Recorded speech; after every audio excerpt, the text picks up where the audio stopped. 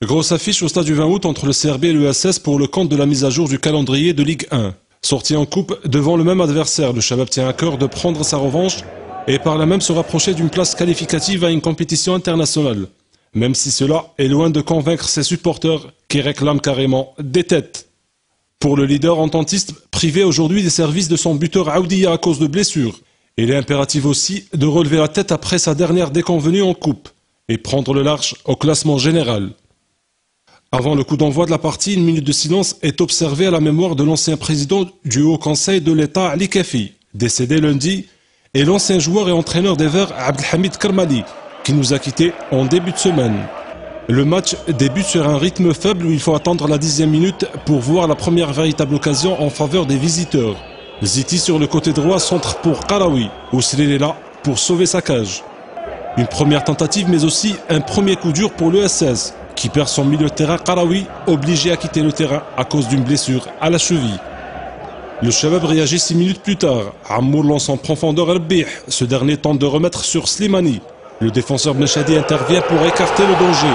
Le ballon prend la trajectoire défilée. Premier but pour les Rouges et Blancs dans ce match. Les Algérois tiennent les choses en main. 26e, Slimani est bien placé pour doubler la mise, si ce n'est la sortie décisive de Khdaïria. Une minute après, les Sétifiens obtiennent un pénalty suite à une faute de Msaoudi sur l'attaquant Nadji.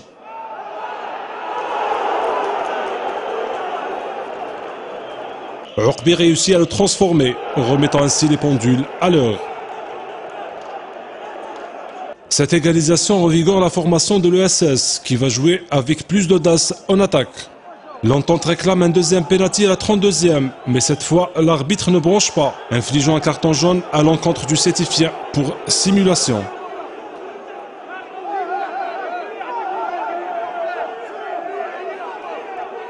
Grosse colère chez l'entraîneur français Vahoud, qui perd complètement les pédales avec l'arbitre assistant et les supporters.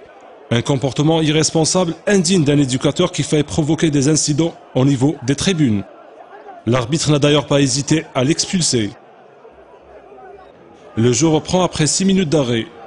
Et le CRB réussit à inscrire le deuxième but par Rbih à la reprise d'un coup franc parfaitement botté par Ammour à la 44e minute.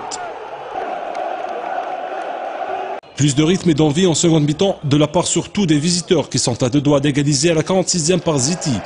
Ou encore Gourmi à la 51e minute. Mais le réalisme reste Belouizdadi. Et c'est Rbih qui revient à la 55e minute pour inscrire son doublé de la soirée et offrir le troisième but à son équipe. À 3-1, l'entente abdique complètement devant une équipe du Chabab survoltée. Le CRB a la possibilité de corser l'addition à la 57e par Dahar, puis à la 82e, avant que le même joueur Dahar parvienne à enfoncer le clou dans le temps additionnel, portant ainsi le tarif à 4 buts.